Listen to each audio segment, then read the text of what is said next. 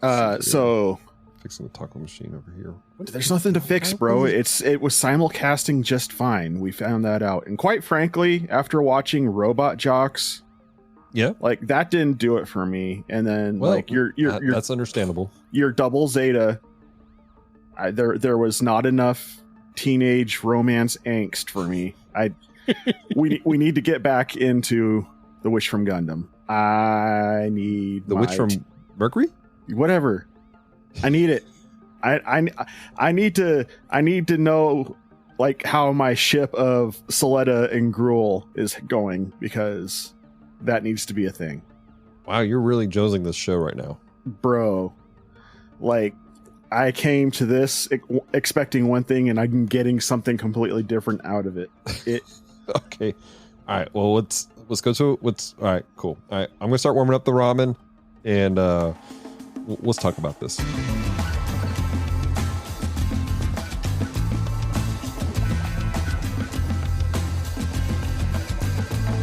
General Romeo coming in, begin transmission. Should you accept it now, here's your mission. Take your pilot seat and turn on your television. Logging into the Gundam Watch. What is a Gundam? We're gonna answer that question. From back in the classics to the newer expansion. Explore the lore with Dallas Moore and Branson. Welcome to the Gundam Watch. Moyagare, come and join the Gundam Watch. Machiagare, come and join the Gundam Watch. Yamigaeru, come and join the Gundam Watch. Dobeo, Gandamu, come and join the Gundam Watch. Brought to you by Geek Devotions comes another podcast to keep your feet in motion. Listening close and see what's all the commotion. Logging into the Gundam Watch. Dallas and Branson bringing their fandom to you with the passion of the veteran instructing the new. We're diving deep, but this ain't Bees, Views, and Reviews. Welcome to the Gundam Watch.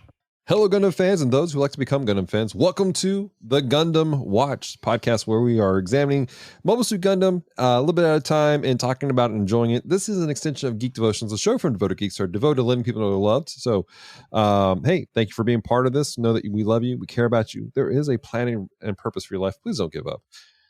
That being said, I'm Dallas, and joined with me is our very eager baby weeb, John. How you doing, buddy? Baby weeb, doot doot doot doot doot doot. Baby weeb, deep doot doot. Oh my gosh! So, John has been super excited about talking about and watching The Witch from Mercury. For some reason, it's almost like you enjoy Gundam all of a sudden, bro. I'm enjoying it for all the wrong reasons. I don't care about the mech suits or the corporate espionage. I am all about the teen angst and drama. For whatever reason, what this series has been putting out has been just so good. I mean, like, it's weird for me to say this, because if you listen to my other show, We Read Allegedly, that I do with your wife, and she's constantly grabbing the YA novels, the young adult novels that are just like this. I'm just like, gag me with a butter knife. But like, for some reason, you put it in an anime, and it's just like, I need all of this. Right. Well, good. I'm excited to see that you're getting into this, enjoying this. So, and I understand for those of you who maybe cut our last episode where we had a review of the Gundam Zeta, and before that we had Robo Jocks, which is it was a crossover event between our other podcast, The Bottom Shelf. Man, maybe you guys are excited about Gundam also, and if you are, you guys are in for a treat, because we're about to watch and review episodes 4 through 10 for you guys of The Witch from Mercury. Yes, of Witch from Mercury. And John, I think you're gonna enjoy it. I've broken the rules for this particular series because I'm watching this as it comes out, so I'm rewatching this with you, but you're watching it fresh, so this is gonna be fun to talk about. I do want to remind everybody that before we jump into it, we do have coming up a special Christmas episode where we're going to be presenting some pitches for a very Gundam Christmas. The idea is that Sunrise has given you all the monies and all the Gundam properties, and they said, make a Christmas special, have fun with it. And we're looking for basically your pitches for it. And so it's gonna be fun. I'm looking forward to see what John, I feel like yours is probably gonna somehow be very Lovecraftian, whatever you come up with. Prepare to be disappointed then. Wow, really? Yeah, not everything I do is Lovecraft. I know, but you it's a world that you know. Are you doing Teenage Angst? I don't want to talk for about a Christmas special with Gundam. I don't want to talk about it. All right, so that's gonna be taking place. All right, John. Before we jump into it, we got. I want to remind everybody we're about to get into these pods, and here in a second you're going to hear John give his expectations. I'm just saying there might be a Hallmark Christmas special featuring Soletta and Gruel. That's all I'm saying. Oh my gosh! All right, let's get to the pods. Let's give people our expectations, and then let's talk about this show. All right, let's see here now. Got my pod all set up feng shui. Got my takoyaki ready to nosh while I watch this. All right, so what am I expecting? A lot of teen angst and high school drama. Expecting it to turn into a bit of a 30 rules to date my daughter sort of situation with all the male suitors showing up to get with the main character, almost like a harem anime in reverse, and some robot action, and that's about it. All right, in the pod. All right, let's see here. I'm feeling some tacos and a little bit of queso on the side to go with the tacos. And no, it'd be kind of weird to mix tacos and ramen together. That's a weird thing. We're not doing that today. No. All right, expectations about this viewing we're about to have. So, cards on table. I've been watching this in real time, like I just have. So I know what's happening. But for this viewing, my expectation for this viewing is to hopefully see things I didn't see before. I'm trying to be more intentional, paying attention. It's different when you watch it for the first time and you're not a native Japanese speaker. Because you're trying to pay attention to the words. So my hope is to pay more attention to things that are going on in the scenes and just some of the details I missed previously. I am as excited to watch this again as I was the first time. So those are my expectations for today.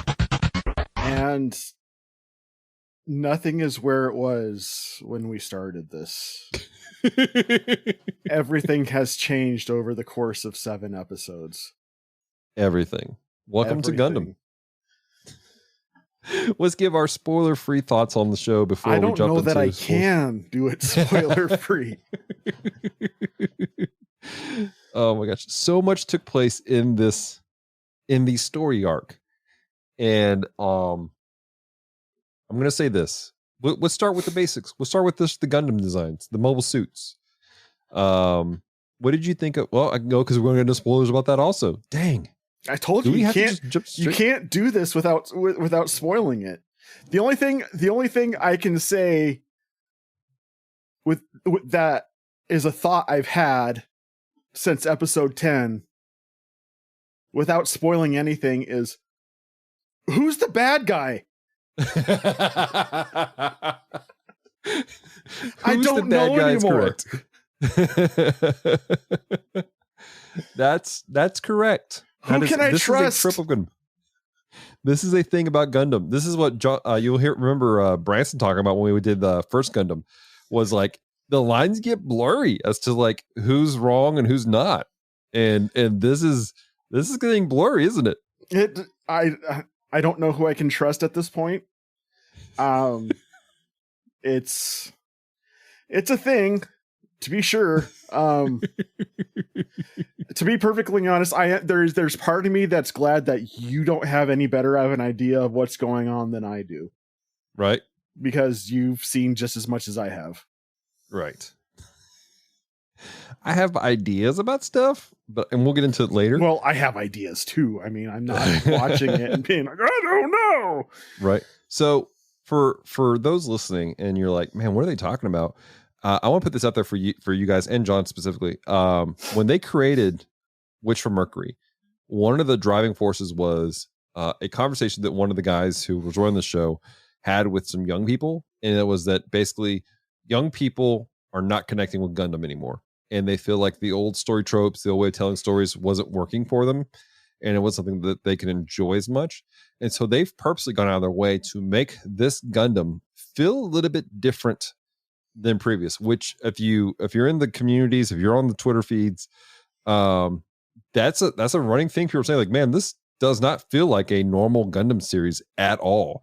And this world, it really is. It's encapsulated more within the school system in this closed in area than, because like by episode 10, there's supposed to be all out wars taking place. There's a lot more things taking place. This is a very self-contained story as opposed to previous Gundam franchises that I've watched. If I can make an analogy, it's what you would this series is what you would get if you were to take Gundam and cross it with Assassination Classroom.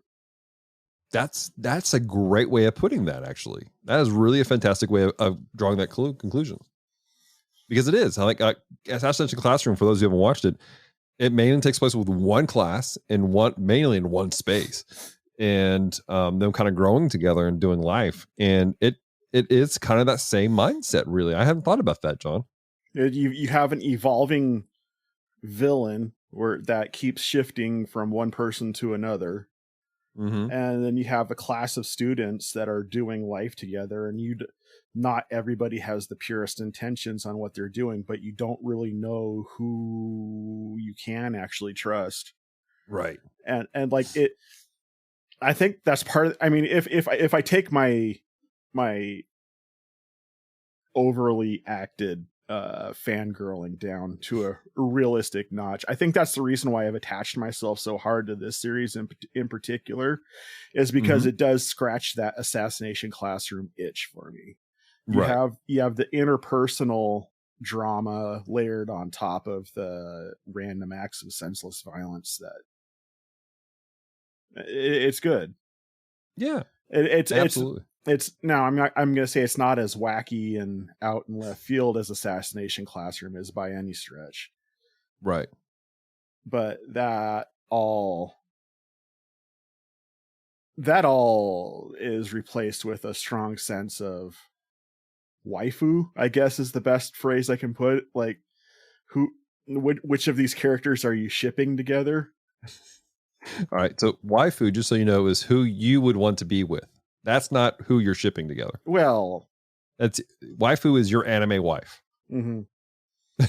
So that's not the correct term for you. Well, I mean, might be the correct term for some people. Oh my gosh. All right. So I feel like we've exhausted what we can, because there are a lot of this is going to have to dive into some spoiled stuff. There are some very specific things that happen that have to be talked about, and there's not a way of doing that ambiguously. Not at all. So we're going to jump into it. John, do you want to do this by episode, or do we just want to kind of open the sails and go for it? Let's just blunderbuss this. Let's just pull the trigger, and whatever flies out of the barrel we'll deal with. Okay. Well, if you guys have not watched this series, I want to encourage you, go on to get a subscription Crunchyroll, watch Crunchyroll. I can't be sure, but if you have a VPN, you might be able to watch this on the Gundam.info YouTube channel for free. I think. Don't quote me on that. But that being said, ladies and gentlemen, we are now jumping into spoiled filled territory of episodes 4 through 10 of The Witch from Mercury. Before we dive into that real quick, I just want to say, for those people who haven't seen it and are like, I don't want to get a subscription to Crunchyroll to watch this, I'm gonna tell you, like, real talk, and Dallas can verify this, I literally got a subscription to Crunchyroll so I could stay up to date on this show for this podcast. Like, and when I was going into it, I was not, I mean, and again, Dallas can verify, I was not excited going into this. I was kind of on the fence but I committed to Dallas for 3 episodes, and I will say, watching this, The Witch from Mercury is worth the price of admission for a Crunchyroll subscription. As is. And then when you're on there and you see other stuff that's on there, it's like, you're falling down that. It's a deep rabbit hole to fall down. Like I've been finding so many other shows on there that are just like, how have I not been watching this my whole life? So I cannot advocate for an actual Crunchyroll subscription enough. And if people have issues with content, there's parental controls on there. So Crunchyroll, give us a call if you want to sponsor us. That's just me. That's just me advocating it out of my own personal interest, like literally not being paid to say it. Nice. All right. Well, let's jump into it. Ladies and gentlemen, spoiled filled thoughts coming at you. 3, 2, 1. John, unleash your fangirl. Oh my God. Who's the bad guy? At the end. At the end. I mean, for a moment, you think it's... Describe the end for the audience and then unleash the thoughts. Okay. The president of the Beirut Corp. I'm this is all from subtitles, so I'm mispronouncing everything, I promise you. Right. Barrett Corp, Beirut Corp, Barrett. whatever it's called. Yeah. He's going to be assassinated. Yeah. Dealing. Yeah. Delling. He's going to be assassinated. Whose daughter is Mionore, which is Soleda's supposed fiance, but they're not really interested in getting married. She's just using Soleda as a shield so she doesn't have to get married. But, you know, then it starts to kind of come out a little bit that maybe she's just using Soleda and has no interest in being friends with her because not Elon told her that was the case, as he's trying to waifu her. I think I'm using that correctly. And you know, the Earthicans who are on their team for the company that they started a company. The company that they started are resentful of Mionore, and it's just like, are the Pale or whatever group, are they bad because they're trying to kill the president, but their son's at the school and he's an orphan who was adopted, but he's trying to break up the Beirut group or Barrett group or whatever. And it's a mess. It's a giant dramatic mess, and I'm here for every single thread. Let me bring some clarity for the audience, because John just rambled a lot of stuff that just took place. Like 10 episodes, and there's like 17 plot hooks that are happening right now. It's amazing. So it's fascinating how many things are throwing in here, and you're really having to, like, in my mind, I'm having to draw like almost a mental map as you're going through it. You have the revelation that there's the Peel group who they have been covertly doing their own Gundam research, and they had to create an enhanced person. But the guy who's like kind of like the head student there for the family, he's like, I'm not doing this. So he's basically taking people, we don't know who these people are, putting his face on them, allowing them to be genetically engineered or altered to fly the Gundams, because they're still using the old system that kills you.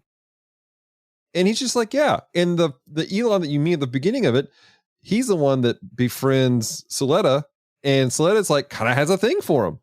Like she kind of has a crush on him, but it turns out he's just like, yeah, I'm here to find out about your Gundam. And then he gets angry because he realizes Soleda doesn't have to deal with the same crap he's dealing with. And then she sings happy birthday to him. And that's a bad omen. Okay, that's one thing we have discussed is birthdays are bad in this series. If it's your birthday, don't let anybody know.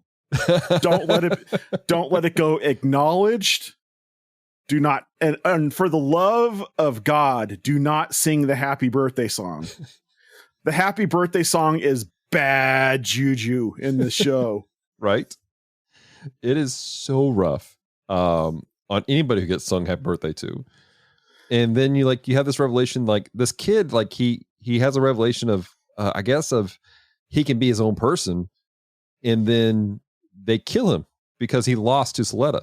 But we're left with the revelation that there are other people making Gundams, which is illegal in this world. And you're like, what? So I don't know, dude. It's such a mess. All this stuff, just within the Peel group, because then you have that guy, the real Elon, who creates a different Elon, who is the one that you talked about a minute ago, who is kind of manipulating Soletta into basically having some conflict with Mjolnir, because I guess the Peel group wants Soletta's Gundam. Yeah. Is where we're left at. Because her Gundam doesn't kill people. Well, I mean, Right. It doesn't kill the people driving it anyway. I mean, Yeah. Exactly. But in their attempt to take that Gundam, originally, they exposed Soletta that she's piloting Gundam. So to save her, Mjolnir basically starts a company to build Gundams, which is what you were talking about earlier. Right. It's just Which so much. So much. They're legal, but now they're not. Right. But they still are. And that was a part of the conversation in episode 10. There was the one guy who was in charge of the it wasn't the Peel group, it was the other group that Shadiq is part of. And he's like, why are we allowing this to take place? Why are we allowing President Dealing to do this and to promote this when we should be hunting down all the Gundams and all the witches? And so there's like all these like weird moving pieces of like, is this okay? Is this not okay? It really does leave you in a place of like, I don't know who to trust anymore. And then, did you watch the post credits for episode 10? I missed that. You missed the post credits on episode 10? Yes, oh no. There are witches from Earth, my dude. I'm going back to watch it. Right now as we talk. Okay. Pause the recording. Dallas, you need to watch it. It's only about 3 minutes. I'm watching it right now. It's on. ジオン開発工場では量産型モビルスーツの最終テストが繰り返されていた RX78 ガンダムパーフェクトコレクション機動戦士ガンダムバンダイのプラモデル All right, and we're back after a quick 3-minute break where I went, what the crap? How did I miss that? Where Dallas finished his assignment because he didn't do it properly the first time around. I was trying to get stuff done for Culture Box. All right, so that's interesting. So at the end of episode 10, you have Ghoul on a ship, which is interesting. The fact that like he seems genuinely shocked to be treated with kindness by these other guys on the ship, because Ghoul's been kicked out of school and he's had to get by his dad, and his dad set him up to work basically construction job, and now Shadiq has organized with another group that somehow is connected to Nika, and they're working to break up the Baronet group. Am I correct? Yeah. And they're from Earth, and they're other Gundams. Yes, they do look like Gundams. We don't know they're Gundams, but they look like Gundams. Bro. Well, no, they did, because we talked in the episode they referenced the Gundams, and but they're pilot. They don't seem like they're affected by the Gundams, right? Which is interesting in of itself.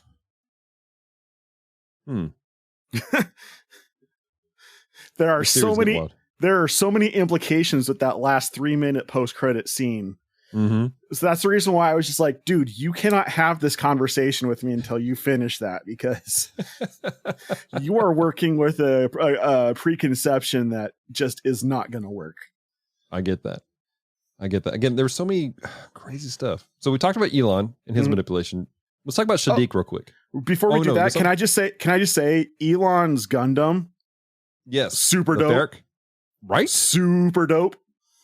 I thought that was a great design. That thing was bad dude. For real. Like, if I wasn't doing the Zaku 2 right now, like that'd be the one I'd be looking for. Yeah. It was so slick and so clean. And like it's definitely the flyer type style Gundam, our mobile suit. Whereas Sled is more of the ground fighter. But that was a cool battle, even with the way that his I keep wanting to call them funnels, but his gun bits were flying around. His drones. Yeah, his drones. They called them gun bits, though. I thought they called them drones. Okay. Actually, they've called them both, but it's they keep saying it's using drone technology, so I've just been thinking of them as drones. But yeah, right. I will say I like his drones better than I like Soletta's drones, to be sure. Yeah, they seem to be, I don't know, I like the size of them, the way that they moved around together. Well, you brought up her stuff. I want to point this out. This is an interesting conversation. I want to know if you picked up on this. In episode 3, Prospera Mercury, Seletta's mom, is talking with that other lady who was from PL Group, who was originally working with Elon. And she said something interesting. She says, you can't carry this grudge for the events that took place 21 years ago. I need you to keep this in mind. She said 21 years ago. Seletta is like 17, I think. So what we're saying is Seletta is not the pink-haired girl from the prequel. The running theory is that Eri, this pink-haired girl, is somehow Ariel. Oh. Because in the prologue, Ariel, what we think is Ariel, was called, I think it was called the Lafrith. And Eri obviously had a different name. So what the suggestion is that was 21 years ago. Something happened to Ariel. And Prospera, in order to save her daughter, somehow merged Eri into Ariel. And Seletta, whoever she is, because we know we have technology that either allows you to clone or do something like that, that's how she was able to grow up with Ariel. Because she keeps saying, I grew up with her all my life. Prospera said when she met Homegirl, she says, you're taking care of my daughters, plural. That's the implication people are having, especially with how she talks to Ariel and the Gunbits. If you notice in the fight with she was Shadiq, just like everybody, she's like talking to the Gunbits like they're people. Well, not just that. When she fought Elon, the Gunbits, when they were surrounding Elon, you heard children giggling. Plural. Children. Like, I don't know what's happening. There's so many things taking place so many questions being asked in the community because of the show. And people are like, what is happening here? I have a feeling there's going to be a point in this series where my brain's going to melt out my ears. They're going to drop a reveal and all of a sudden there's going to be a release and gray matter is just going to dump out of my ears. It's going to end up happening. Right. So, and I'm also going to end up feeling stupid because I didn't see it coming. Yeah, it's dude, this is just absolutely crazy. The stuff that's taking place. So that's Elon. Let's talk about Shadiq though, because I want to get into him because he's an interesting character to me because I can't see where he's at. I was about to say, I have a hard time cold reading this guy. Like, I want to say he reminds me of Spikowski from Fast Times at Ridgemont High, which was Sean Penn's character in that. Right. That's who, like, visually speaking, that's where I equate him. But he's got a lot going on behind his eyes. Like, he's not just the go with the flow guy like I assumed him to be. He's got some schemes, and I don't know if he's a good guy or a bad guy. I have written my notes I can't tell if he genuinely cares about Homegirl or not. Like he was legitimately offended when she said that he only wants her to as a ornament. Like he was legitimately offended by that statement. Like he seems to genuinely care about her. Like it's almost like he sees that his scheming is his way of getting close to her to protect her, as it was what he was saying. And even like his actions, he's trying to avoid doing the most drastic things that would involve hurting Mjolnir, it seems like. But in the same sense, he's very driven, and he's not like he does a lot of good mouth service to make everybody copacetic with what he's doing, but in the same sense, he's got his own agenda. Yeah. Which is made very obvious in the post-credit scene of episode 10. Yeah. He's got something going on. We learned a name of a new organization that just dipped in on that little bit after episode 10. Right. Which I forgot the name of, but it's was it the Fold? What was it called? It was Dawn of Fold. Yeah, and like, so it's sort of like you're playing a game and all of a sudden someone drops in on your game. It's just like, a new player has entered the game. It's just like, I wasn't new challenger. I'm like, bro, I was only spec'd out for these other 3 branches and you're putting something else in here. Like, yeah. Which, and somehow Nika is connected to these guys. The main guy, his name is Naji Gorohia. It's her father figure. Right. It's her father figure. You're like, what? Like, where did this come from? And it's like, and we've been having issues with Nika. Like, there's these scenes where Shadiq seems to have something over her and she's ashamed of whatever this is. And somehow she's connected to this Dawn of the Fold, which, again, I know this podcast is everywhere, and it's because there's just so much happening. It's because the show is everywhere. It is, but like in a good way. Like, it's like, in this world, Earth is this almost slum. Like, either you're only on Earth if you are a bumpkin and you're farming, or you're an industrial type of thing. Like, when you meet Dawn of Fold originally, they are in what looks like a ran down, bombed out, abandoned school. Yeah. And they're farming, and all the kids, they talk about how, basically they were poor back on Earth. They're trying to do stuff to do better things for Earth. And there's this news clip where the people of Earth are asking for better wages and to be treated more fairly. And they literally are sending out smoke bombs against these people. Like, this is the political underclimate of the series itself. And this Dawn of the Fold, I don't know if they're part of that whole anti-Spatian mindset and trying to fight for their freedom, which would be interesting because that would be the reverse of typical Gundam, where it's normally the Spatians who are fighting for freedom from the Earth Federation. But I don't know, it's really fascinating to see it play out. Yeah. Yeah, I'm just sitting here trying to think of how to address that, but I mean, there is so much going on. It's just, did you ever watch Lost? Yeah, some of it. You remember when the series first started? For the first 2 seasons, it was just one new thing after another, and it's just and it's just like, where are they going to end up with all of these plot hooks? Yeah, that's right about where I'm at with the series right now, where it's just like, where I can't even see how the series is going to end, because I have a feeling I don't even know who all of the key players are yet. Right. Like, so no, go on. Like in the Lord of the Rings movie, where you had the King of Rohan, who was being controlled by the guy who's the voice for Chucky, and I can't remember his name all of a sudden.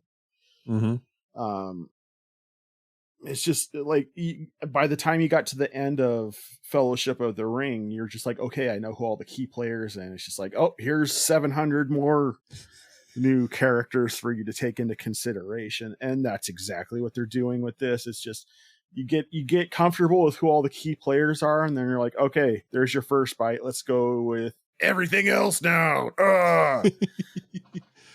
So let me give you my thought process of where at least one plot hole is going to go. One plot hook is going to go. I think because Shadiq is adopted by the CEO of the Grassley Defense Systems. That's right. That was the third arm. Right. My thought process is this, because he was adopted and he understands his station. Like, he even says to his adopted dad, he goes, I appreciate what you've done for me.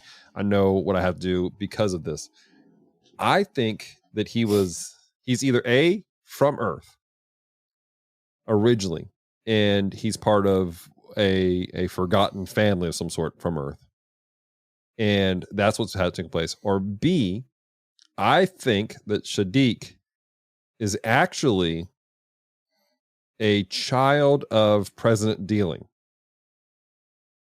and his interest in Mjolnir is more of she's my sibling. I think this is the Shar and Sicily.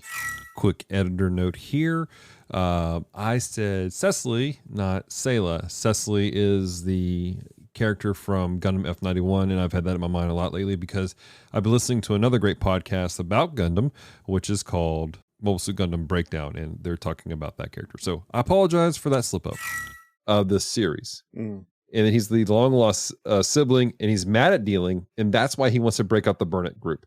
That's why, and that's the reason why the CEO randomly adopted this nobody, was because he wants to use him to orchestrate basically a coup to take over the Barrett group as a whole. But Shadiq wants to tear the entire system down. That's my theory. I think Shadiq is our Shar of the franchise. I think he is too, but I don't think he's Dealing's kid. I'm gonna say he probably was adopted by some Earthican family. Like, he's going to be less of a espionage and more of a Moses.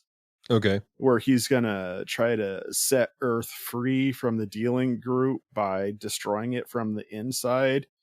And he's utilizing the position of his adopted parents in order to do that. Like, he's a self-appointed mole, if that makes sense. Right. I can see that. Like I said, but at the same time, why would the CEO pull in this nobody child randomly? Well, I mean, one of the things that has been made very evident on this series is that position within these companies comes via birthright. Well, that's true. So as such, if the head of the Freeling company, if he is infertile or does not have means to conceive an heir, he would want to secure one of his own. That makes sense. Sense. Another thought is he could actually be a clone of his father, being as we have been playing with cloning in this series too. Well, we think maybe cloning. We're not sure entirely because they're doing something. The first Elon, he has memory of a birthday of some sort, and but we have this. It's being told that he's a test subject. It's not his face, and if he fulfills his duties, then he'll get basically a social security number. He'll become a full-on citizen somewhere. I'm a real boy, right? So, okay. Well, all right. So let's jump to your boy Ghoul and what's happening with him. The resident JoJo. Yeah. He is kind of a JoJo. Can we just address the elephant in the room and say Ghoul's a JoJo? He is kind of like this fabulous JoJo. He's like, I'm manly, but I'm fabulous. That's exactly how he is. He comes on there. He's got this big mane of curly hair that's both blue and pink. He's just like, I'm the guy all the ladies want. At least he thinks he is. And I'm like, okay, we have a crossover with JoJo's Bizarre Adventure. Oh my gosh. But he's been through quite the evolution throughout these episodes since episode 3. I honestly believe he's going to be the person who has the biggest character arc, like the most development throughout the series. I'm still shipping him with Soletta. I think he's gonna go through the whole Prince and Pauper treatment, where he's getting knocked down from this position of privilege and being forced to be an everyman and see life from the perspective of the working class. Right. And so that's going to change his mind. And he'll become a man of the people, so to speak. Man of the people. So yeah, I'm still shipping him with Soletta. I think they'll end up together, and I think, especially with how things left off with him after episode 10, he's about to have some serious wake up calls. Yeah, absolutely. And that's my theory from him moving forward is he will obviously is being inducted by the Dawn of the Fold. I don't think the Dawn of the Fold is going to be as evil as they look like right now. No, absolutely I think they're not. definitely mercenaries. of sorts. Mm-hmm. But I think it's going to open his eyes to what's taking place, and he's going to become more of a champion for Earth people and for unification. I am going to say I don't think that they're mercenaries. I think they're revolutionaries. Okay. I don't think they're going out to the highest paid. I think they're a group of individuals who have some very specific goals in mind that they want to accomplish to see change within the current system. Right. And they are doing whatever it takes to achieve those goals. So revolutionaries or terrorists or whatever you want to call them. I personally don't want to call them terrorists because they're not out looking to destroy people. Like they were like, surrender to us, right. Give yourself over to us and everything's going to be cool. So like, they're not out there deliberately trying to cause terror or kill people. So I that's the reason why I'm using the word mercenary. No, I'm not mercenary, but revolutionaries more specifically. I can see that. They're more interested. I think you might be right. They're more interested in affecting change than disruption. Yeah. Okay. I can see that. But I think that this is going to change his outlook. I think he's going to become more of a proponent for either unification or just tearing down the entire idea of the system. But he's going to see the plight on Earth, and it's going to affect him big. Oh, absolutely. And I'm here for it. But now, if I recall right, though, that episode 10 is the last episode before a break. No, well, it's the next 2 episodes are delayed. Okay. So we're not going to episode this week. We'll have one the following week, and then I think we'll have one on Christmas. I'll pull up the official Twitter page again. But we will have 2 more episodes, and then there will be a break. I'm pulling up the official G-Witch Twitter to find out for us. Is that what it's literally called? Is G-Witch? It's G_Witch_M is their official Twitter page. Huh. Let's see here. And I don't read Japanese, so we're going to translate this tweet. Translation, please. Yeah. Okay. So, Mobile Suit Gundam, Witch from Mercury, episode 11, Witch from Earth, will premiere Sunday, December 25th. So Christmas, and then I think after that, yeah. Hey, they put up more of a schedule up here. Can I translate this? Yeah. Okay. So December 25th, and then that will be episode 11, and then January 1st is being suspended, and then because of special programming, then January 8th will be episode 12, and then that will end our first section. There'll be a little break. So beginning of January is it will be our final episode for this franchise for the moment. Right. So we have 2 episodes for us to figure out what the crap is happening. Oh, and it will probably leave us. I was about to say, I promise you, they're not going to tell us what the crap is happening. Oh, no, not at all. They're just going to make the question bigger and then leave you on that. Right. So one question some people have had is Prospera Mercury actually the villain? I felt that. And at the end of episode 10, I really felt that. Really?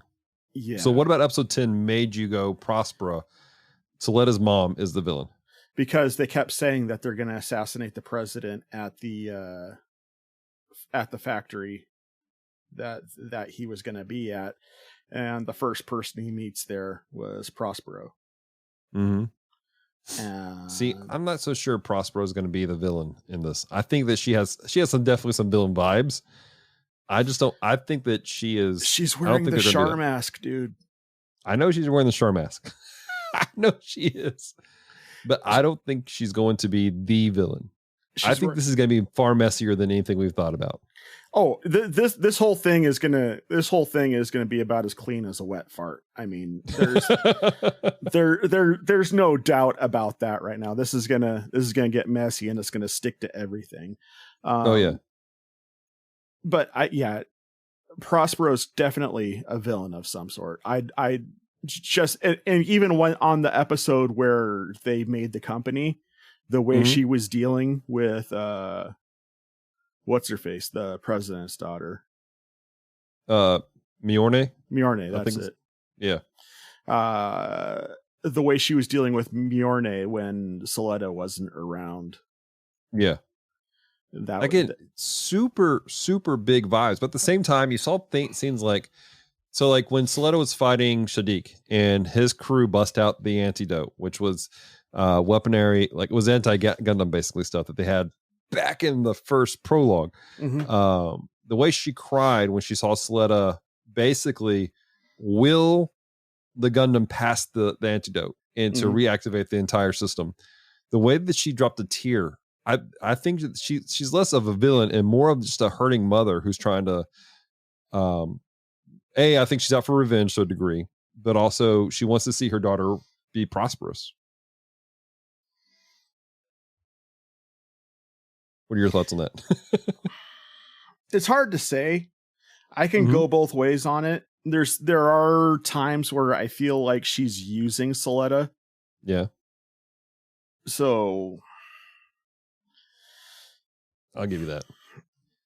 I am curious to see, huh? The biggest problem right now is just there are so many messes right now that I don't know which one's the correct mess for me to be looking at. Right. It is definitely one of those things where they are pulling in so much at one time. And it is almost the, hey, look over here. No, look over here type of magic trick that's taking place. Almost a sleight of hand taking place. And I'm with you. You're not really sure what's taking place. I am curious as to what they're going to do with Nika moving forward, because the voice actress, Yume, she has some sort of illness and she's having to step away from as much recording and work as she's had. She's been doing. And so obviously I hope she's okay. I hope that she does well, but I'm curious to see what they're going to do with her character moving forward. So she can't record, which I'm wondering if there's something with her throat or with her voice. Maybe she's got the Rona. I don't know. I think it's more than just than the Rona. I don't know, man. I've had it and I've heard you when you've had it, and that does stuff to your voice, my dude. Yeah. So did you watch, I don't know, I guess you're still new to the anime. I'm not sure where you can watch it even. Godzilla Singular Point. No. Was an anime that came out last year before last. And she played one of the main characters from that series also. And I think she's a good voice actress. I've enjoyed her so far. I've enjoyed all the voice work. Well, let's put that out there. I think all the voice work has been great throughout this series. Yeah. I mean, the people who have been voicing their characters have done a good job at portraying what we're seeing on screen. Especially Elon. That guy's voice is just slimy. Yes. Absolutely. I am curious as to what they're going to do though for moving forward. Because I don't think there's not word yet, but if they even move forward with doing an English casting, I am curious to what they're going to do with that. I don't want it. Yeah, and that sounds weird coming from me, but I don't want it. Like I've hooked myself into the subtitles at this point, and I'm the type of person where how I start it is how I want to keep it. You know, if they give me subtitles going forward, if they give me rather dubbed going forward, I'm probably going to stick with the subbed just because that's what I'm used to for this series.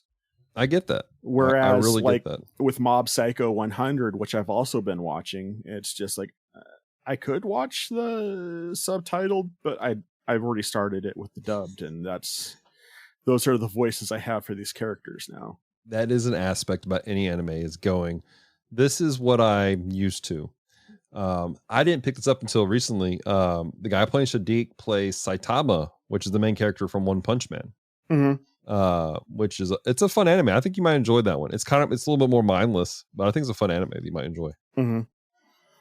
So, well, dude, we've kind of been around a lot of places, and gosh, guys, we could probably we almost could have just done a episode by episode review of this. Oh, that would have been longer than the episode that we recorded with Damara. Easy. Oh yeah, easy. Absolutely. Because there is so much to unpack.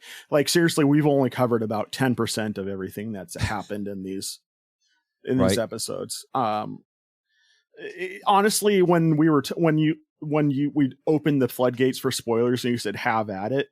Right. For a moment, I had a flashback to when we had I forgot her, Katie Lee on Playing Games with Strangers.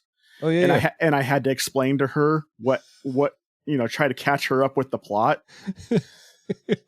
Hey, real quick for people who don't know, who is Katie Lee? Katie Lee is a relatively famous voice actress. She played Sheila the Thief in the original Dungeons and Dragons cartoon. She played the yellow gummy bear on the Gummy Bears cartoon. She plays some character from Adventures in Odyssey. Forgive me, I'm not familiar with that series, so I can't tell you who she plays in that. Right.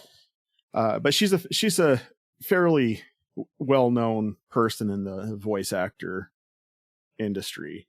Yeah, she's been around for quite a bit, and she's done a lot of great work over the years. And so it was pretty cool you had her actually playing games. Right, but the point I'm making though is I had a very similar experience trying to explain to her what had happened in the 20-something episodes prior to her showing up, as I did just trying to explain what happened in these 10 episodes, because if you're experiencing it as it happened, it doesn't seem so much, but the moment you try to unpack it for somebody else to make it people understand why it's such a big deal, right? Just like, oh my God, I'm such a nerd.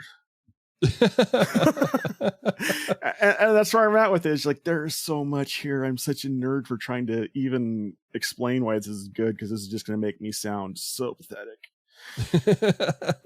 So yeah, everybody needs to go watch this because it's intense, and we're only hitting the tip of this iceberg with everything that's going on. I wouldn't be surprised if we were to get 5 more episodes in and find out some detail that we didn't even think about in this episode turns out to be the linchpin of the entire series. Right. Yeah, absolutely. There have been so many twists and turns, and you have to, like, watching it the second, because I watched it twice, I caught things I didn't catch before. I'm like, oh my gosh. Like, knowing forward, going backwards, I'm like, where was this piece? How did I miss this? It was so obvious. And yeah, it's a wild ride, guys. This entire thing is just an absolute wild ride. Before we transition over to the next segment, John, what is your one big standout moment from the last several episodes? Like, you're just like, this was just threw me for a loop, or that you really just enjoyed? Episode 6. Episode 6? That episode tore my heart out. Now, for those who don't know, episode 6 is called A Gloomy Song. That episode tore my heart out. I'd been writing the whole teenage angst vibes the whole entire time, but this one made me feel all the feels. Mm-hmm.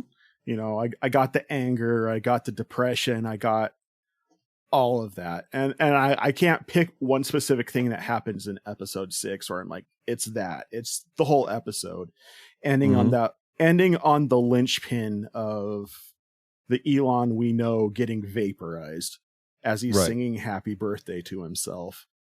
Yeah. I'm just like, oh, stab me in the heart.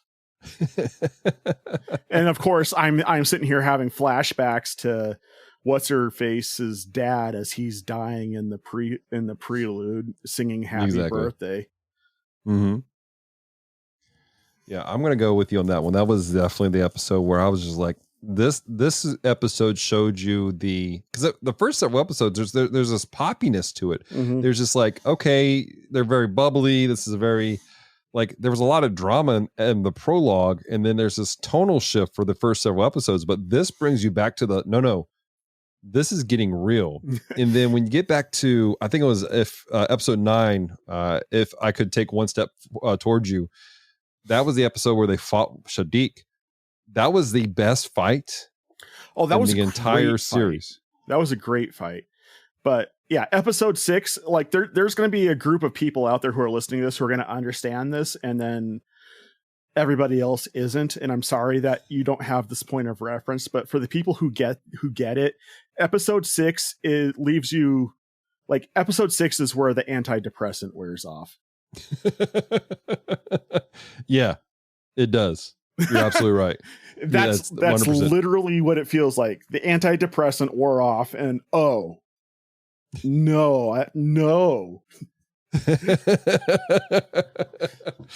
Oh my gosh. Well, guys, if you've watched this series, if you've been watching it, you've been keeping up, let us know. Reach out to us.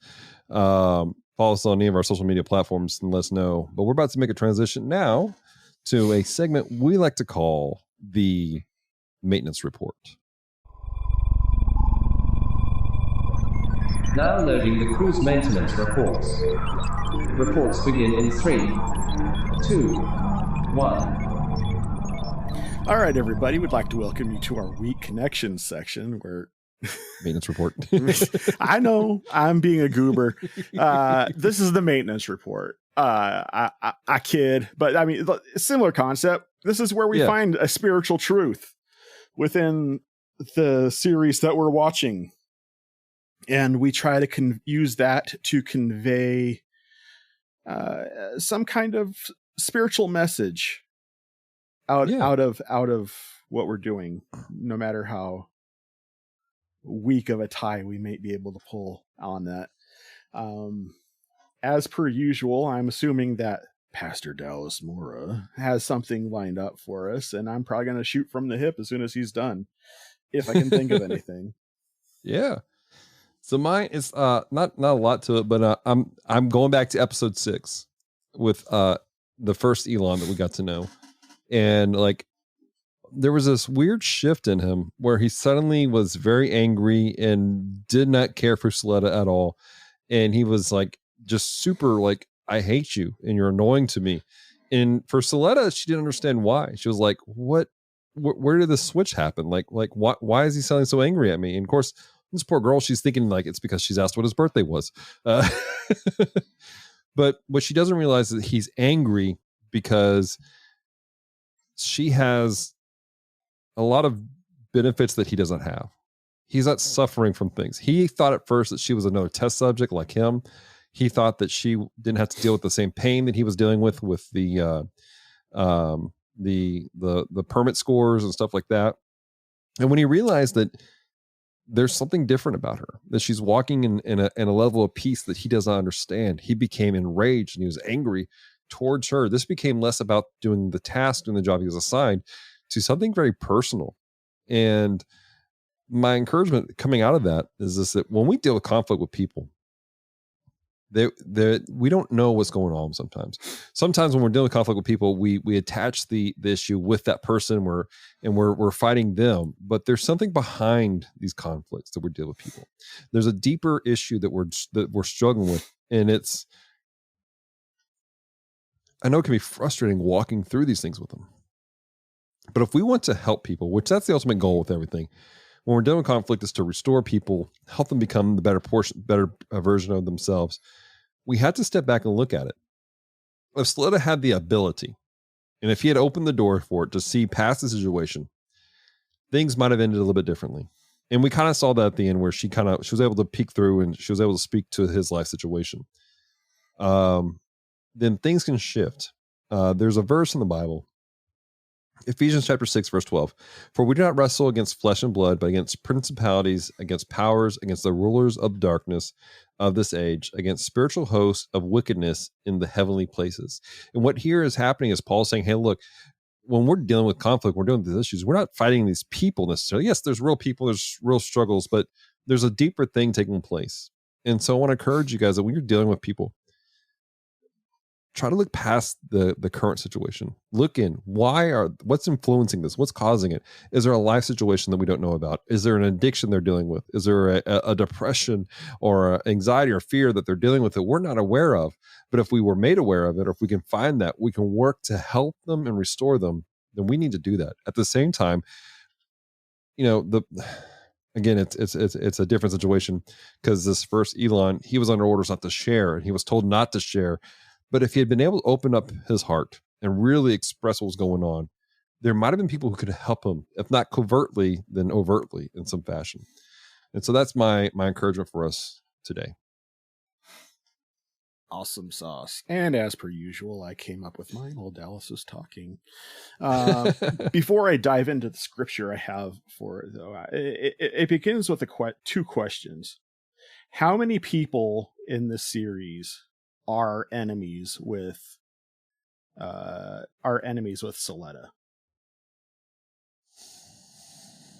A lot. I'm not sure. Okay.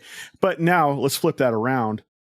How many of these people in this series does Suletta treat as an enemy? None of them.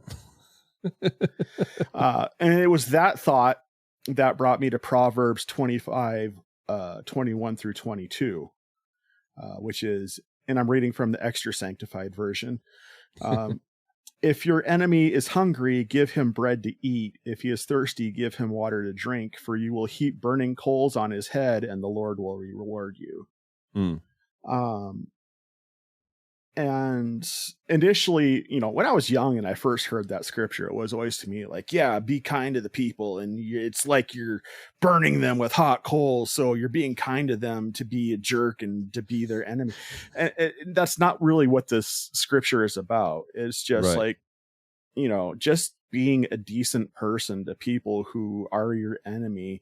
That's going to burn them. That's going to cause them to have issues, not you. You be good to everybody because it's a good thing to do, and God will reward you for your good works. Not that we live on salvation is earned, but in the same sense, the Bible says God is not unrighteous to forget our labor of love. And if you watch Suletta in this, she has many enemies, but to her, they're not enemies. And she treats everybody in a loving way.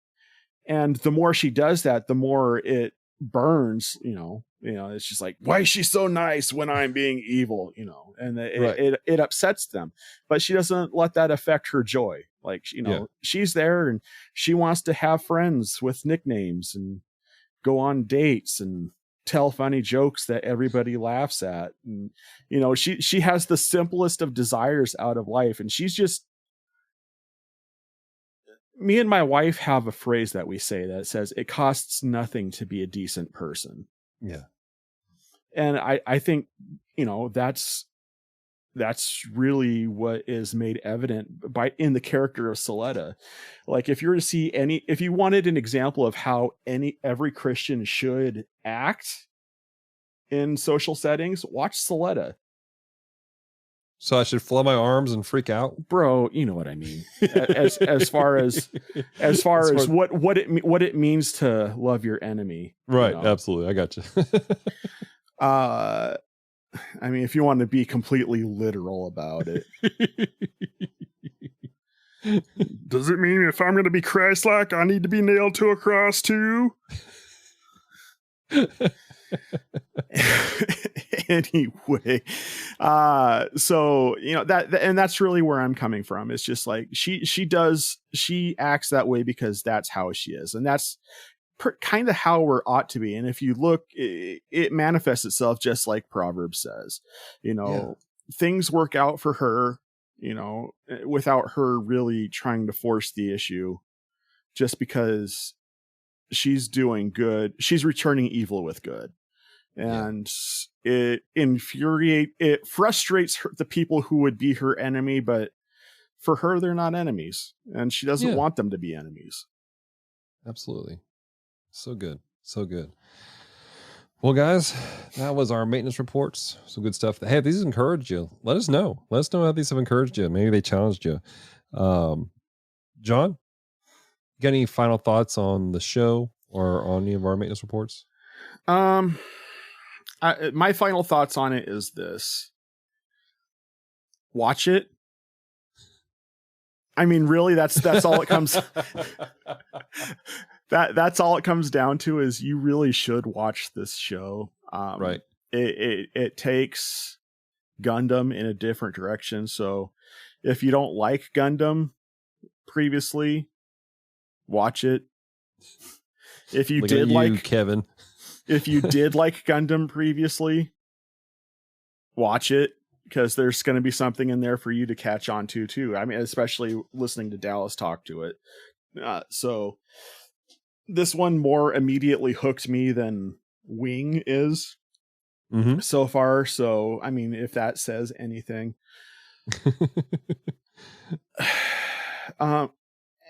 And like I said about Crunchyroll earlier, I mean, Gundam Wing is worth the price of not Gundam Wing. Witch from Mercury is worth the price of admittance in and of itself. And if you wanted any ideas on what else to watch on Crunchyroll to make it worth your while, hit me up on the Discord, on the Geek Devotions Discord. I will be more than happy to point you in more than a few directions of things I've been geeking out on. Like seriously, there's a part of me, it's just like, do I have time to have another podcast that's just about anime in general? And it's just like, bro, that's going to be 8. No. Well, speaking of extra podcasts, John, where can people find you, man? If you want to check out everything I'm involved with and look at a menu of stuff, check out the Linktree link in the podcast description notes or whatever. Right. That has the list of everything I'm involved with. If I'm going to highlight, I always highlight 2 at the end of anything I'm doing. This time I'm going to highlight We Read Allegedly, which is something that I mentioned already in this podcast, which is a podcast where me, Dallas's wife, Celeste, and a mutual friend from playing games with strangers, Squid Zerwinski, review books that somebody liked, and then pretty much everybody else on the show hates it. Apparently, that seems to be the current way things trend. Go. And outside of that, I will always recommend Gospel by Gaslight, which is an audio drama that Dallas and I are both involved with, that is written by fellow Gundam watcher Branson Boykin. Thank you. I'm having brain farts. Sorry, Branson. You know I love you, homie. But yeah, and that's super good. It's kind of steampunk Lovecraftian vibes. Super tasty. Very good. Well, guys, we thank you for checking us out, for being part of the Gundam Watch today. If you would like to connect with us more, check out our Facebook, Instagram, and Twitter. Just look for The Gundam Watch. But Dallas, where can you be found? You can find me at geekdevotions.com, where you can connect with us through everything else we do through Geek Devotions, which is this podcast, The Bottom Shelf, our weekly YouTube show where we put out devotionals coming out of geek culture. Which this month is Mechmas. All month long, everything's based off of mech properties. So we've done Power Rangers, we've done Mortal Engines. We're gonna do some Mobile Suit Gundam coming up, and some Pacific Rim.